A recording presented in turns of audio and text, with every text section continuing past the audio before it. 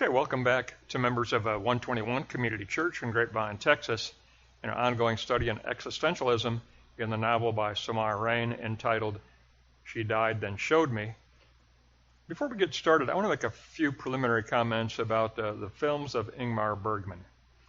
Now, I've studied Ingmar Bergman's films extensively, and Bergman, he didn't produce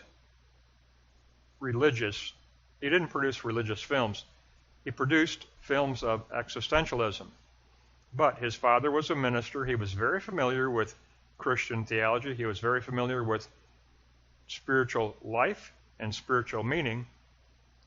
And all of Bergman's films have spiritual overtones and Christian overtones, even though they're not directly that kind of a film. They're purely existentialism. I think of Virgin Spring, where you've got a Christ figure delivering light to the church, delivering candles to the church. You've got a Judas figure. You've got the living water at the end that springs out of the body of the Christ figure and cleanses sin. Then you've got Wild Strawberries, where you've got Isaac Borg going through final judgment. And Winter Light is about a minister and the conflicts in his life. So Bergman produced films of pure existentialism, but they all had spiritual overtones, Christian overtones many, many times, but presented in a universal sense. Always presented in a universal sense, an existential universal sense. And that's very much the case with Samar Reine. She has a spiritual background, a Christian background. She was educated in a Catholic school.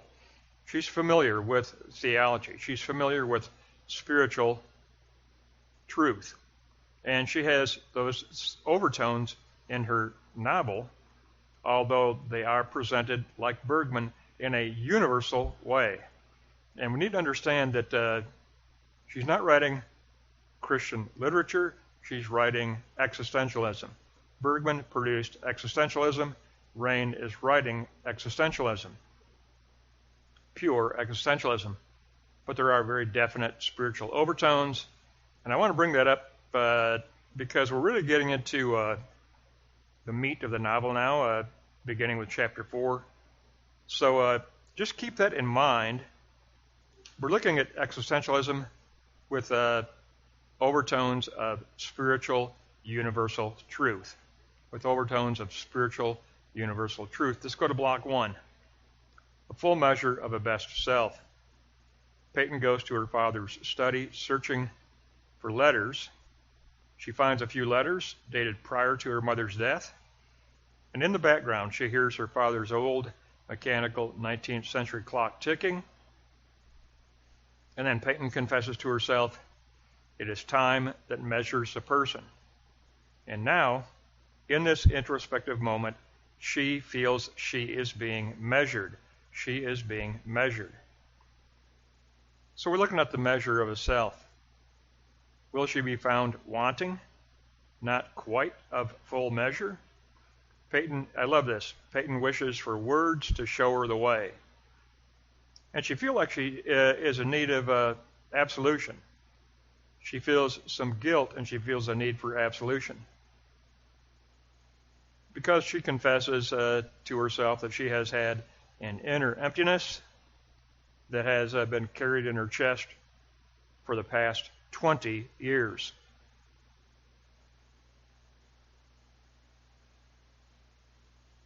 So we're talking about becoming the full measure of a self. She wonders, could confession be what she needs?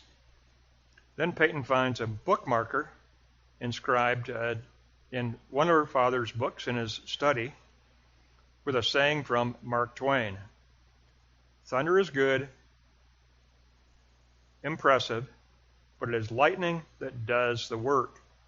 It is lightning that does the work. Peyton longs for that life-generating spark. Is that spark somehow latently present in the last start, the unfinished painting by her mother? Is that spark latently present in that unfinished painting? Is it calling to her? Is it inviting her into that painting? And could its representation of death and resurrection, or specifically its representation of death and afterlife, hold something for Peyton?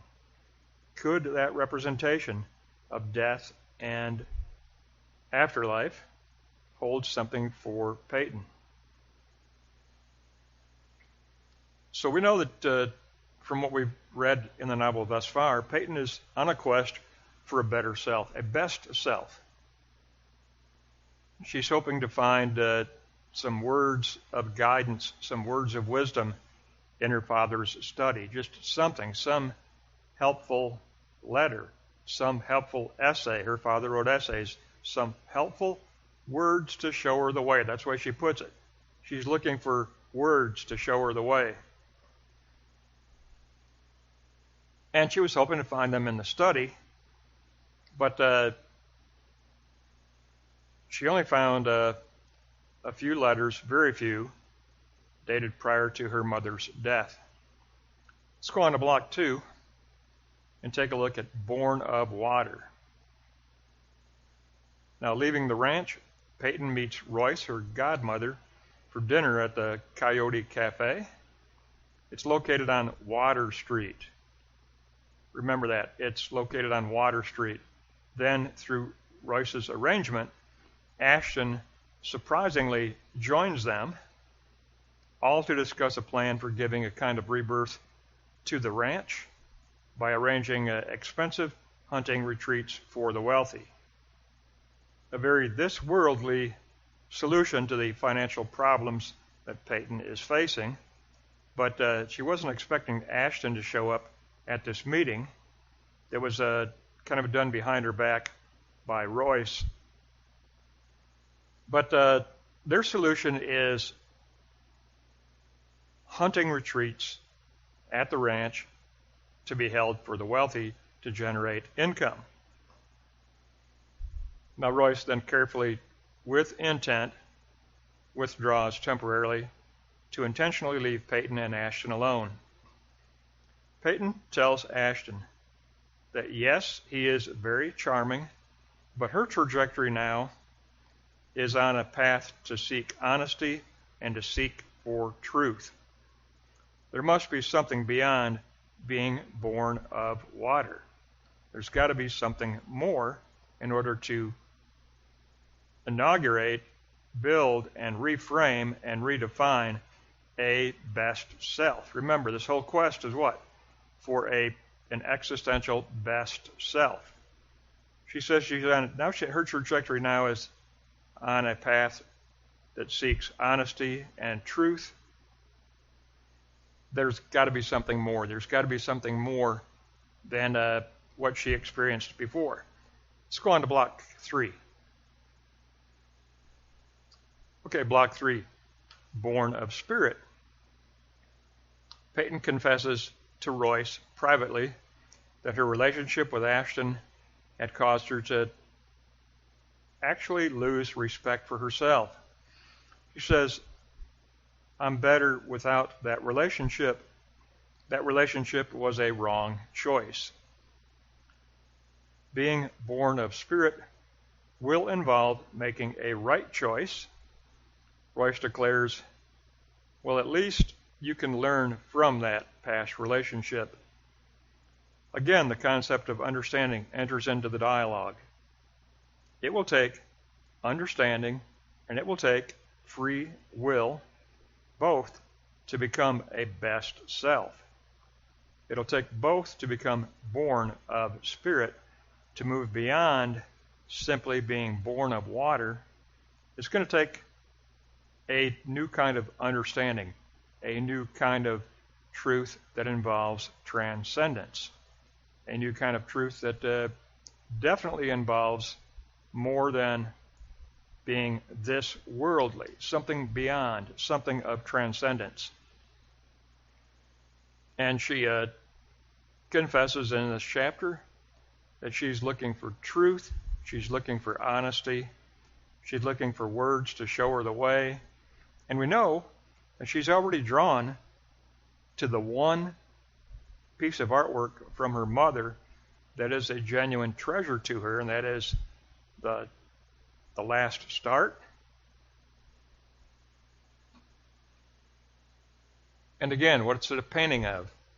A Hopi woman dead in the corner, but dressed in wedding dress, and then a spiritual apparition of this person is at a doorway stepping out into the afterlife. So it's death and afterlife. It's a painting of death and resurrection, death and afterlife. And it's unfinished because at the same time, it's an invitation to Peyton to participate in the painting. After all, artwork only comes alive through the participation of the viewer. In this case, it's a viewer who is definitely and intimately close. So Peyton's guarding and protecting the painting she does not want to let go of, the last start. An unfinished painting of death and afterlife. And in a way, though it's visual, in a way, doesn't that unfinished painting, doesn't it contain the words to show her the way? Aren't they there, latently in that unfinished painting? Maybe she needs to paint in the remaining words to show her the way. Maybe she needs to anticipate what those words are. It's all intrinsically linked together. The study, the terrace, the painting, the study that contains possibly words to show her the way, the terrace as that reflection place of subjectivity and objectivity, and the unfinished painting that is a call, an exhortation to participate in that which is unfinished.